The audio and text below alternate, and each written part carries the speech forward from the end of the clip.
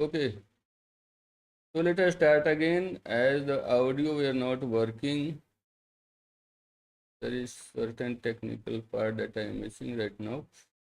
Okay, so don't worry. Okay, so we are starting over. So see here the short title this act may be called as Indian evidence act 1872। देखिए इसको for granted मत लीजिए, कई बार ऐसे भी पूछ दिए जाते हैं कैसे कहलाएगा, तो शॉर्ट टाइटल क्या है, Indian evidence act 1872। Now coming to extend, तो कहाँ तक एक्सटेंड करेगा?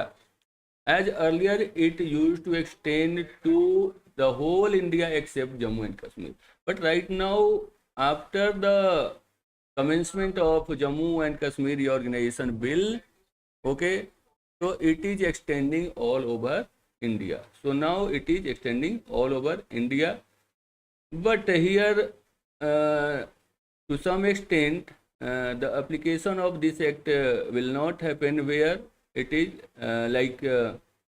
other than court martial convened under the Army Act. Okay, so court martial में अप्लाई हुआ, एक क्वेश्चन पूछा जा चुका है कि कोर्ट मार्शल में अप्लाई होगा ये, बट कहाँ कहाँ नहीं अप्लाई होगा, जैसे आर्मी एक्ट से जो है या इंडियन नेवल एक्ट से है, ठीक है, तो ये सब एग्जेम्प्टेड है, यहाँ पर एप्लीकेशन इसका नहीं होगा।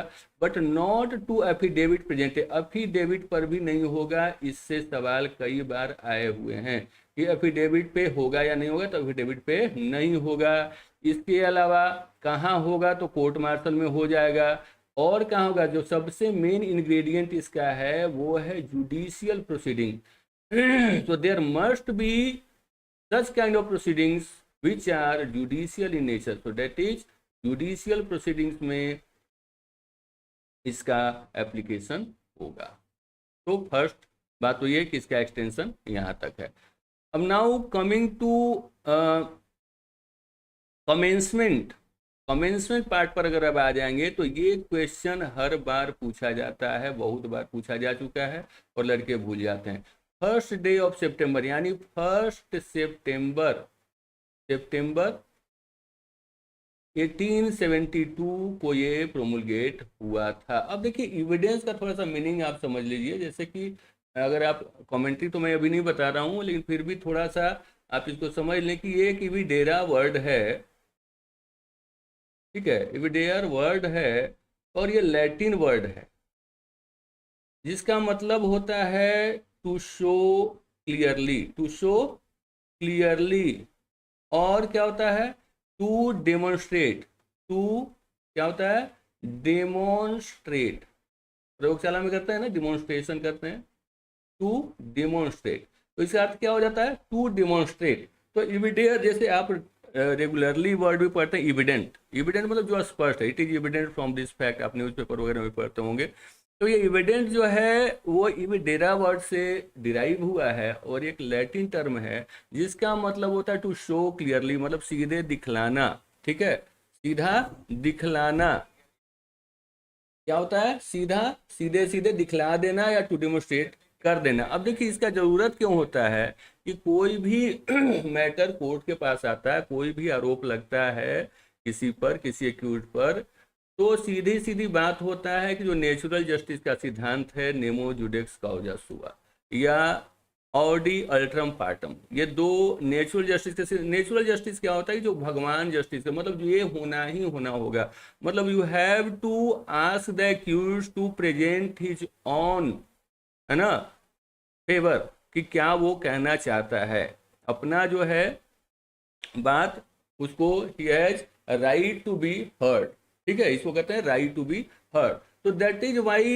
Evidence are presented to show one person acquittal और कन्विक्शन, ओके, तो यहाँ पर इसलिए ये नेसेसरी हो जाता है। अब देखिए कोई भी चीज क्या होता है, कोई भी जो आरोप लगता है तो आरोप क्या होता है, एक फैक्ट ही तो होता है ना, तो उसके लिए पहले फैक्ट को समझना है और वो फैक्ट ही इशू में आ जाता है, मतलब कॉन्टेंशन में आ जाता है, ठीक है। अब मान लीजिए जैसे आप पढ़ते हो कि एक ए ने बी को मारा, है ना, तो ए ने बी को मारे, इस पर कई चीजें, कई फैक्ट्स ऐसे हो जाएंगे जिस पर विवाद होगा। एक पार्टी एसर्ट करेगा, मतलब सिद्ध करने की कोशिश करेगा, दूसरा उसको डिनाई करेगा यानी सिद्ध नहीं होने देगा, वो अपना पक्ष लाएगा, अपना एविडेंस लाएगा, ठीक है। अब ए ने बी को मारा तो बहुत सारे क्वेश्चन हो जाते हैं कि ए ने बी को सडन प्रोवोकेशन में मारा, है ना, या ए ने बी को, जब ए बी का मर्डर हो रहा था तो ए कहीं और था, ठीक है। तो ये बहुत सारे फैक्ट्स निकल करके आते हैं। इन चीज़ों को समझने के लिए सबसे पहले फैक्ट को समझना है, फैक्ट इन इशू को समझना है, रिलेवेंट फैक्ट को समझना है। इन्हीं तीनों चीज़ों को आप समझते हैं एविडेंस एक्ट में, और इसी के लिए सारे ताने बाने बुने गए हैं। तो अब देखिए इंटरप्रिटेशन क्लाउज हम लोग यहाँ पर देखते हैं। इंटरप्रिटेशन क्लाउज क्या होता है? इंटरप्रिटेशन क्लाउज कहने का मतलब क्या कि आप इंटरप्रेट कैसे करेंगे, किसी खास वर्ड को आप समझेंगे कैसे, है ना। ऐसा नहीं, किसी खास वर्ड का मीनिंग तो बहुत सारे होता है, आप कुछ भी निकाल सकते हैं, लेकिन आपको वैसे ही मीनिंग निकालने हैं जैसे मीनिंग इस एक्ट में दिए गए हैं। जैसे कोर्ट किसको कहा गया है तो कोर्ट इसको कहा गया, फैक्ट किसको कहा गया तो फैक्ट इसको कहा गया, इसीलिए इसको कहा गया interpretation clause. As it is you have to decipher each and every word according to the interpretation given in this act. तो now coming to the definition of court. Court का डिफिनेशन क्या करता है कि कोर्ट इंक्लूड्स ऑल जजेज and magistrate. तो पहले तो जजेज एंड मजिस्ट्रेट कोई तो रख ही लेना है। इसके बाद क्या करें, and all person except arbitrator. अब आर्बिट्रेटर को निकाल देना है, क्योंकि कई क्वेश्चन पूछे गए कि आर्बिट्रेटर है कि नहीं कोर्ट, तो वो नहीं है भाई, आर्बिट्रेटर नहीं। आर्बिट्रेटर क्या होता है? बेसिकली एक तरह से बिचौलिया होता है, दो लोगों के झगड़े तो एक बिचवान हो गया, ठीक है। बेसिकली सिविल मैटर पर ये लागू होता है, ठीक है। तो आर्बिट्रेटर जो है वो कोर्ट नहीं है। इसके अलावा तीसरा फैक्ट क्या कर रहा है कि all the persons who are legally, है ना, authorise to take the evidences. अब देखिए legally authorise to take the evidences कहने का क्या मतलब है, आप देखिए यहां पर क्या बातें हुई। देखिए एक तो कह रहा है पहला नंबर कि ऑल जजेज, ऑल मजिस्ट्रेट, और क्या कह रहा है all the person who are legally authorise to take evidences, take evidence. अभी इतना ही समझना, इसमें और भी बहुत सारी बातें हैं, लेकिन क्योंकि हम लोग बेयर एक्ट पर कॉन्सेंट्रेट कर रहे हैं इसलिए लंबा चला जाएगा, इसमें बहुत सारी बातें और भी हैं। फिलहाल आप इतना ही समझिए कि ऑल जजेज, all magistrate, all person who are legally authorise to take evidence. और कौन बाहर है तो आर्बिट्रेटर्स, आर्बिट्रेटर्स। यही फिलहाल आप इसको याद रखेंगे, इतनी ही सी बात, ठीक है। अब देखिए क्या है,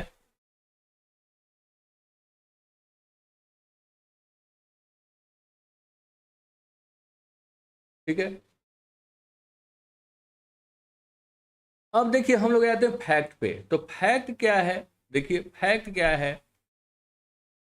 देखिए फैक्ट को बस आप इतना ही समझिए कि anything that can be perceived by the senses. Senses क्या होते हैं? नाक होता है, मुंह होता है, आंख होता है, कान होता है। मतलब इन चीजों से जो भी आप परसीव करते हैं, एक मूल्यांकन करते हैं, उनको फैक्ट कहते हैं, फैक्ट कहते हैं, ठीक है। और दूसरा क्या कहता है, any mental condition of which any person is conscious. अब देखिए नॉर्मली फैक्ट तो हम लोग बोलते हैं ना कि ये फैक्ट है, मतलब हम लोग जनरली सच्चाई के समझ में करते हैं, क्योंकि हमने देखी है भाई, ठीक है। वो आदमी चोर है, वहां पर झगड़े हुए, है ना, टेबल पर ये पुस्तक रखी हुई थी। These are facts because we are able to perceive them by our senses, so that is why they are called facts. तो यहाँ पर फैक्ट्स में एक बात है, इसीलिए मैं कह रहा हूँ ना इंटरप्रिटेशन क्लाउज में जो भी चीजें दी गई हैं एविडेंस में। अब देखिए यहाँ पर साइकोलॉजिकल बात भी कही है, तो फिजिकल तो है ही, physically whatever we are perceiving that are facts, okay. तो ये चश्मा है, दिस इज फैक्ट। ये कुछ भी है रखा हुआ टेबल पर, कोई खास अरेंजमेंट पे कोई चीजें रखी हुई, they are all facts. But it is also talking about psychological things. So the questions are asked regarding this. You can see the previous year papers wherein these kind of question have been asked. What is fact? Physical, psychological. Both physical and psychological things are fact or evidences.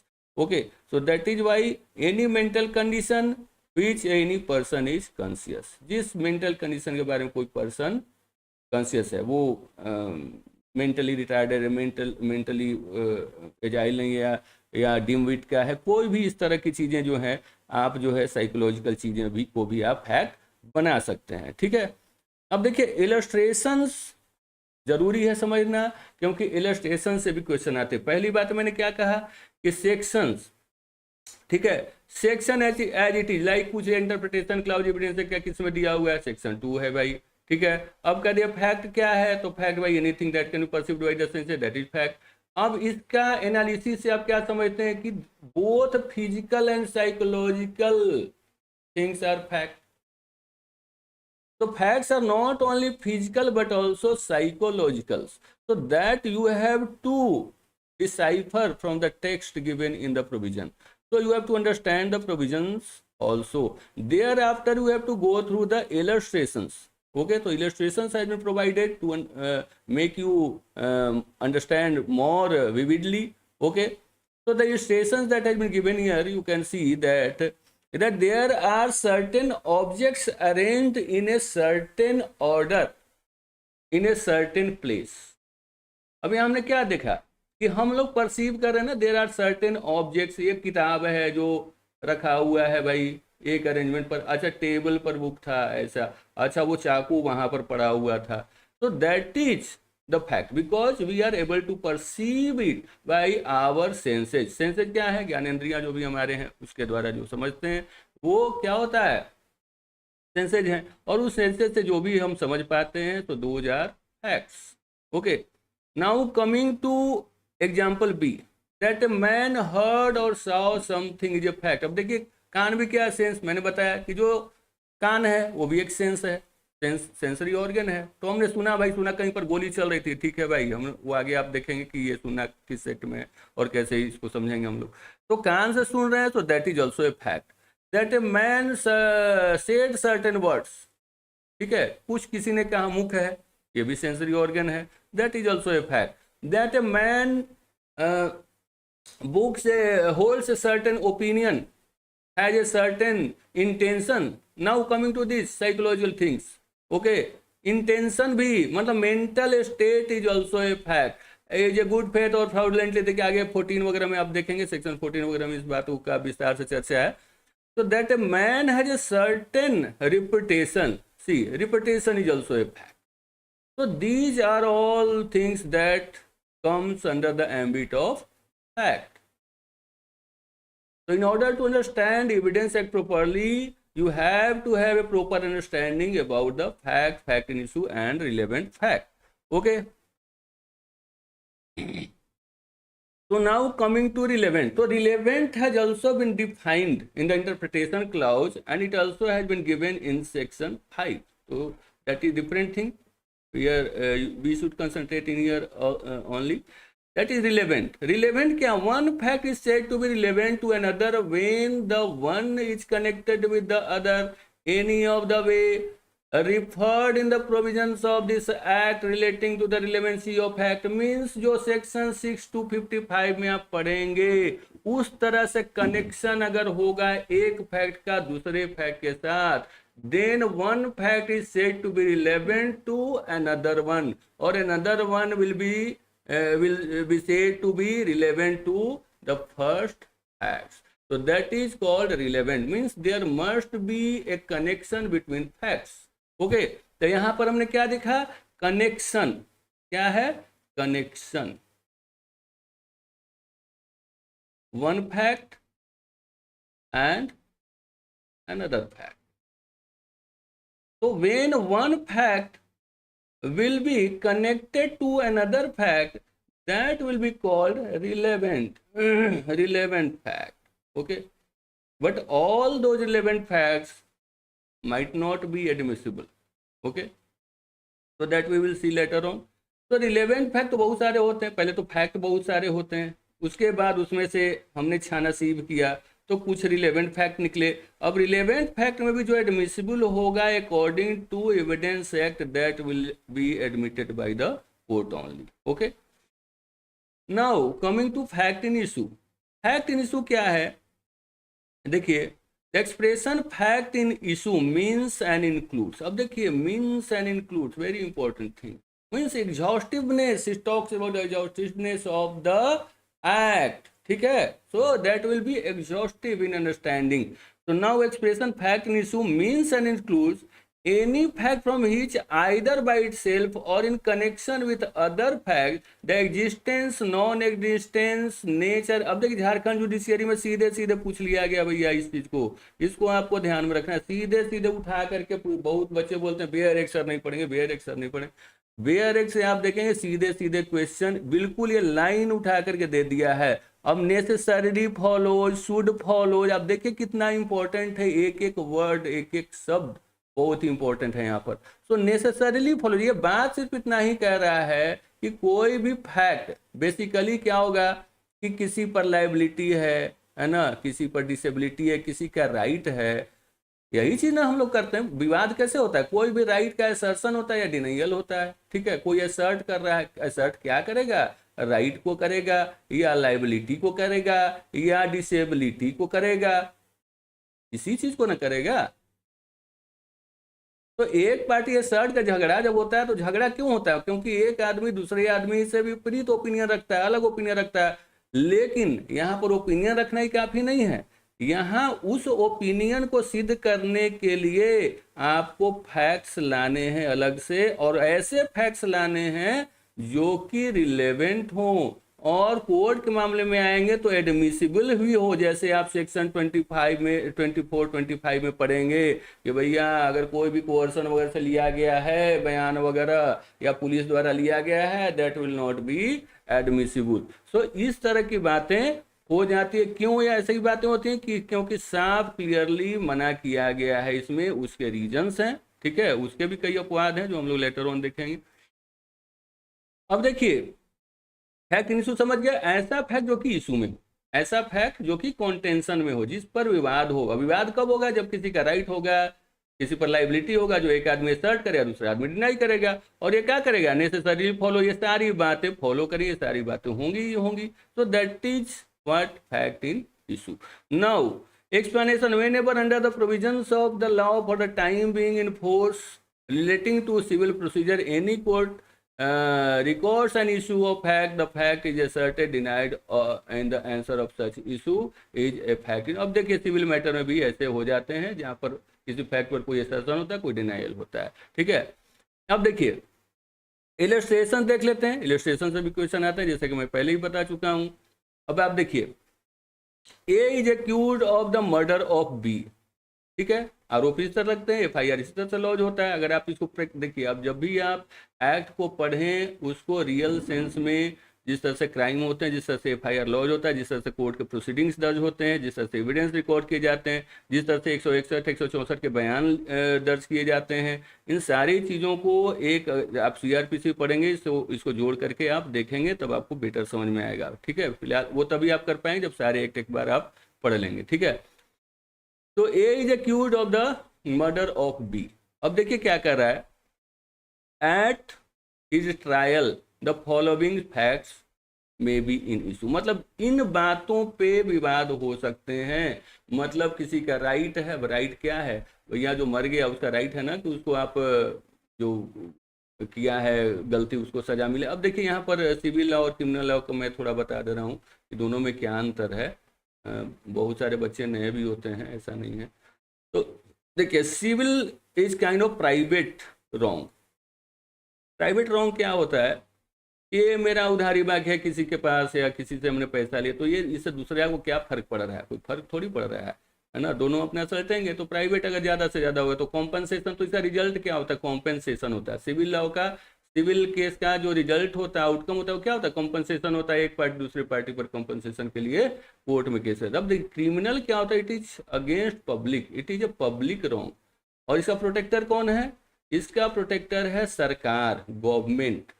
और government अपने machinery के माध्यम से, like police हो गया, court हो गया, court का तो अलग बात है, जेल हो गया, ठीक है, तो इन अथॉरिटीज द्वारा वो चेक करता है, ठीक है। तो ये सारी बातें सिविल और क्रिमिनल लॉ के में ये अंतर है। अब देखिए यहाँ पर क्राइम की बात हम लोग कर रहे थे कि A is accuse of the murder of B, A जो है एक्यूज किया गया है बी को मर्डर करने के लिए। तो अब इसमें बहुत सारी बातें हो सकती है ना कि भाई सेल्फ डिफेंस में मारा हो, है उसको गोली ताना हो तो क्या करेगा, तो मारेगा ही ना, या कोई सडन प्रोवोकेशन ऐसा हो गया हो, है ना, तो इस तरह की बातें हो सकती है। ठीक है, तो यहाँ पर देखिए that A caused B death, ये भी फैक्ट इशू है। That A intended to cause B death, मतलब mens rea is essential, guilty mind is essential. देखिए मेंस रिया हम लोग पढ़ते हैं, जब आईपीसी आप पढ़ेंगे, मेंस रिया मतलब गिल्टी माइंड, माइंड में ही दोष होने। जैसे आप पढ़ेंगे डोलिन कैपस वगैरह 82 83 सेक्शंस अगर आप पढ़ेंगे आईपीसी का, तो बच्चे जो 7 साल से नीचे के हैं उनको जो है माफी रहता है। क्यों? क्योंकि मेंस रिया वो लोग फॉर्म नहीं कर पाते। 83 में भी आप देखेंगे कि 7 से 12 साल तक का अगर मेंटल एलिमेंट फ्रेम नहीं कर पा रहे, यानी मेंस रिया नहीं है। तो इसीलिए यहाँ पर इंटेंशन की चर्चा है, that A intended to cause B, A ने इंटेंड किया था, यूं ही नहीं एक्सीडेंट से मर गया। जैसे 84 वगैरह में देखेंगे आईपीसी के, एक्सीडेंट भैया हो गया है 85 86 वगैरह, हालांकि वो सब तो एग्जेम्प्टेड नहीं है, जो जब तक कि दूसरे ने पिलाया नहीं हो। ठीक है, अब देखिए that A had received grave and sudden provocation. अब देखिए सडन प्रोवोकेशन में कुछ एग्जेम्पशन है आपका, ठीक है, तो सडन प्रोवोकेशन इसलिए इस पर भी विवाद है कि भाई सडन प्रोवोकेशन कर दिया, है ना। अब ए ने बी को देख लिया अपने गर्लफ्रेंड के साथ और उसको किल कर दिया, तो क्या ये सडन प्रोवोकेशन है? नहीं है।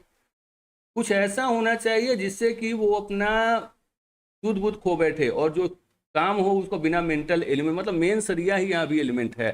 ठीक है, तो यहाँ पर यही इंटेंस जो मेन क्रक्स है वो सडन प्रोवोकेशन का है। तो ये सारी बातें जो हैं वो क्या है, फैक्ट इशू, इसी पर तय होना है भैया, इसी पर तय होना है। That A at the time of doing the act which could be date by reason of unsoundness of mind incapable of knowing its nature। देखिए once a person is not knowing the nature of the acts that he is committing, है ना, until then there will be no crime। अगर पागल किसी का murder भी कर दे तो भी कुछ होने वाला नहीं है, पागल का कुछ नहीं होगा, लेकिन इसके लिए प्रूव करना पड़ेगा कि ही इज मैड, है ना, he is out of mind. ठीक है, बट ये सेल्फ डिफेंस का एक्सक्यूज नहीं है, आप सेल्फ डिफेंस में अपना रक्षा कर रहे, ऐसा नहीं कि पागल मारने आया तो भैया पागल है मर जाए, नहीं, पागल के भी अगेंस्ट भी आपका सेल्फ डिफेंस का अधिकार है, जो आप पढ़ते हैं आईपीसी में 96 to 106 सेक्शन में आपका दिया हुआ है। ठीक है, अब देखिए यहाँ तक तो आप समझ गए। जैसे मैंने आपको बताया कि एविडेंस एक्ट को समझने के लिए फैक्ट, फैक्ट इन इशू और रिलेवेंट फैक्ट, इसी पर सारा दाव पेच चलता है। अब देखिए डॉक्यूमेंट, डॉक्यूमेंट क्या होता है? देखिए अब देखिए डॉक्यूमेंट्री एविडेंस, ओरल एविडेंस, हम लोग एविडेंस के प्रकार में पढ़ते हैं, ओरल एविडेंस और डॉक्यूमेंट्री एविडेंस। तो डॉक्यूमेंट क्या है? अब डॉक्यूमेंट ही क्या है, डॉक्यूमेंट किसको कहेंगे, वो भी डिफाइंड इंटरप्रिटेशन क्लाउज में। अब आप देखिए document means any matter expressed और डिस्क्राइब्ड। एक्सप्रेस्ड, एक्सप्रेस क्या होता है? एक्सप्रेस करना, किसी चीज को प्रकट करना। डिस्क्राइब, किसी चीज को वर्णन करना। Upon any substance by means of letter, देखिए सारी बातें दी गई, एक एक चीज, लेटर्स, फिगर्स और मार्क्स, या तीनों, लेटर, फिगर्स और मार्क्स, और by more than one of those means, यानी इनमें से किसी एक या एक से ज्यादा। ऐसा भी होता है लेटर के साथ फिगर भी हो, फिगर के साथ मार्क्स भी हो। ठीक है, अच्छा, इंटेंडेड टू बी यूज्ड। अब ऐसा नहीं कि इंटेंशन ही नहीं है, intended to be used, intention की, इंटेंशनली उसको यूज किया गया है। और which may be use for the purposes of recording the matter. और रिकॉर्डिंग द मैटर मतलब ये नहीं होता कि आप टेप रिकॉर्डर से सिर्फ रिकॉर्ड करें तो रिकॉर्ड करें, जो आप लिखते हैं that is also a kind of recording. When you go to the court, visit the court, जज से that will I record this, it means that will be recorded by writing on the paper, so that is called in the court language recording। okay, so now coming to illustrations। illustrations में देखिए क्या कर रहा है, ए writing is a document. अब ये जो मैं लिख रहा हूँ दे आर ऑल डॉक्यूमेंट्स, अगर इसका पीडीएफ निकाल कर आप लोगों को भेज दें, ठीक है भैया ये डॉक्यूमेंट हो गया। अब देखिए words printed, lithograph or photograph. ठीक है, वर्ड्स प्रिंटेड, प्रिंटिंग प्रेस से जो निकलता है, लिथोग्राफ, अब देखिए अशोक के अभिलेख, शिलालेख आप लोग पढ़ते होंगे, डिक्स, अशोकन एडिक्स, दीर्घ शिलालेख, लघु शिलालेख, ठीक है। Lithograph or photograph is also a document. A map or plan is also a document. Map कोई हो गया, कोई प्लान हो गया, दे आर ऑल्सो डॉक्यूमेंट, ठीक है। Any inscription on a metal plate, अब मेटल प्लेट पर लगवाते हैं ना भाई, एडवोकेट लगा दिया, डॉक्टर लगा दिया, कुछ भी इंस्क्राइब्ड करना, मतलब पूरज के जो लिखा होता है ना, इंस्क्रिप्शन उसको कहते हैं, इंस्क्राइब करना, ठीक है। तो इंस्क्राइब्ड है ना, सो that is also a document. और कैरिकेचर, अब कैरिकेचर क्या होता है, जैसे फनी पिक्चर अब अटल बिहारी का बना दे, वैसे अजीब टाइप का बनाते हैं ना थोड़ा सा, तो दैट इज कॉल्ड कैरिकेचर, मतलब ऐसा आर्ट फैक्ट जो कि थोड़ा फनी हो, ठीक है। So that is called caricature. तो दैट कैरिकेचर इज, मतलब स्केचिंग आप कह लें, इज ऑल्सो ए डॉक्यूमेंट। तो इतने सारे डॉक्यूमेंट के प्रकार, इसमें से कोई भी चीज आपको पूछा जा सकता है आपके क्वेश्चन में, ठीक है। Now coming to evidence. अब एविडेंस क्या होते हैं ये भी डिफाइन कर दिया गया। एविडेंस जैसा कि मैंने बताया आपको कि एविडेरा वर्ड है, एविडेयर वर्ड है, जो कि एक लैटिन टर्म है, ठीक है। इसका मतलब होता है एविडेंट। एविडेंट क्या होता है, टू शो क्लियरली, क्लियरली। और क्या होता है, टू डेमोन्स्ट्रेट, टू डिमोन्स्ट्रेट। अब डिमोन्स्ट्रेट करने की क्या जरूरत है, क्यों जरूरत, अभी फैक्ट इन इसमें पढ़ा भाई, झगड़ा है, एक पार्टी असर्ट कर रहा है, दूसरा पार्टी डिनाई कर रहा है, कैसे सिद्ध करोगे भाई, उसका भी अधिकार है, दोनों का अधिकार है, तब ना तीसरा आदमी जज जो है देखेगा, है ना। Every party had right to be heard, जो कि नेचुरल जस्टिस है, ठीक है। और यहाँ क्या है, एडवर्सरियल सिस्टम ऑफ जस्टिस है, तो दोनों को ही बोलने का मौका मिलेगा, और दोनों में जो जिसका एविडेंस पक्का रहेगा उसका डिक्री होगा, जो जजमेंट उसके पक्ष में आएगा। तो यहाँ पर क्या होता है, डिमोन्स्ट्रेट करना, यानी एक फैक्ट जो कि इशू में उसको प्रूव करने के लिए दूसरा फैक्ट को लाते हैं। और वो फैक्ट कैसा होता है, वो रिलेवेंट फैक्ट होता है, जो कि हमने देखा डिफिनेशन में। रिलेवेंट क्या होता है, वो कनेक्टेड, इस फैक्ट से कनेक्टेड होगा। अब एक आदमी ए ने बी को मारा, अब ए ने उसे कुछ दिन पहले ही फलाना सी से एक पिस्टल खरीदा था, अब क्या इससे रिलेटेड है या नहीं, बिल्कुल रिलेटेड है। अब ए एंड बी जो है उसका कनेक्शन इससे बन रहा है, लेकिन कोई ऐसा फैक्ट जो कि जिसका कोई कनेक्शन है, वो खाना खा रहा है कहीं किसी के यहाँ, उसका क्या कनेक्शन, कोई कनेक्शन नहीं। तो इस तरह से आप देखेंगे कि एविडेंस का मतलब होता है टू शो क्लियरली। अब देखिए इसमें बहुत सारी बातें हैं, एविडेंस और प्रूफ जैसे। प्रूफ क्या होता है, एविडेंस और प्रूफ ये दोनों अलग अलग वर्ड है। प्रूफ क्या होता है, is the result of evidence. Proof क्या है, is the result of evidence, proof. और उसी तरह टेस्टिमनी होता है। टेस्टिमनी बेसिकली जो होता है, they are kind of oral evidence, okay, testify करना, ठीक है। तो ये अंतर होता है एविडेंस, प्रूफ और टेस्टिमनी में। अब now coming to evidence. Evidence का मतलब समझ लिया आपने कि एविडेंस हम लोग आम भाषा में कहते हैं, it is evidence from the fact, आप न्यूज़पेपर में पढ़ते होंगे, it is evidence from this fact that that has happened. तो इस तरह के एविडेंस वर्ड का हम लोग प्रयोग करते हैं। अब देखिए यहाँ पर एविडेंस मीनिंग का क्या इंटरप्रिटेशन दिया, ये डिसाइफर आपको करना है। देखिए क्या कह रहा है, all statement which the court permits, यहाँ ये इंपॉर्टेंट, कोर्ट परमिट दे रहा है, परमिशन कर रहा है, और रिक्वायर्स टू बी मेड, या रिक्वायर कर रहा है, मतलब आप देना चाह रहे हैं तो ठीक है भैया ले आओ, या कोर्ट ही रिक्वायर कर ले आओ, इसको हमको जरूरत है, दोनों ही बात आप आगे पढ़ें, सीपीसी वगैरह में समन्स वगैरह भेजा जाता है, ठीक है। तो requires to be made before it, before किसके पहले, कोर्ट के पहले, बाय विटनेसेस, जो विटनेस हैं, है ना, it's relation to matter of fact under inquiry, जिस पर इंक्वायरी चल रहा है। अब इंक्वायरी कौन करता है, इंक्वायरी हमेशा कोर्ट करती है, और कहाँ पर दिया गया, 2G में इंक्वायरी दिया हुआ है सीआरपीसी के, ठीक है। तो वो आप सीआरपीसी पढ़ेंगे आपको समझ में आए, ठीक है। तो यहाँ पर बातें क्या है कि जो भी मैटर इंक्वायरी पर चल रहा है, ठीक है, तो उससे संबंधित विटनेस को अगर वो रिक्वायर करता है स्टेटमेंट देने के लिए, हमने अभी टेस्टिमनी बताया, टेस्टिफाई करते हैं, ठीक है, तो बोलेगा कि हाँ भैया हमने देखा था, हमने वहां जाते हुए, तो that is called oral evidence, ठीक है। Now coming to this, all documents including electronic records produced in the for the inspection of the court, ठीक है। तो मतलब सारे डॉक्यूमेंट जैसे इलेक्ट्रॉनिक, अब आजकल तो इलेक्ट्रॉनिक आ गया ना, लैपटॉप पर भी जो मटेरियल है, मोबाइल पर जो मटेरियल है, they are all kind of records and that can be adduced as the evidence in the court. So all documents including electronic records are coming in the ambit of documents. तो documents के बारे में हम लोग पहले ही चर्चा कर चुके हैं. जो भी चीज़ें रिकॉर्ड होंगी उसी को डॉक्यूमेंट कहेंगे, है ना. Lithograph, photograph, caricature etcetera everything will be document, and documentary or will also kind of evidence. ठीक है, तो ये चीज़ समझ गए आप यहाँ पे. अब देखिए प्रूव्ड को समझ लीजिए. ठीक है, अब इतनी सारी देखिए क्रम से बातें आ रही है. अब ये प्रूव्ड, प्रूव्ड किसको कहेंगे, डिसअप्रूव्ड किसको कहेंगे. देखिए, a fact is said to be proved when after considering the matter before it. किसके पहले, कोर्ट के पहले. जब कोर्ट कंसीडर करेगा, क्या कंसीडर करेगा, the court either believes it to exist, या तो ये मानता है कोर्ट की ये एग्जिस्ट करता है, भाई ये सही बोल रहा है, या consider its existence so probable that A prudent person. क्या होता है प्रूडेंट, प्रूडेंशियल, प्रूडेंट फंड, ये सब देखते हैं ना. तो प्रूडेंट मतलब समझदार व्यक्ति, उसी को कहते हैं prudent. Prudent from ought, prudent man ought, है ना.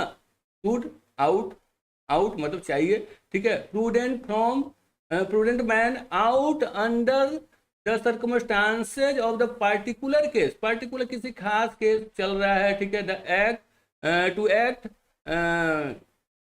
upon the supposition that it exists.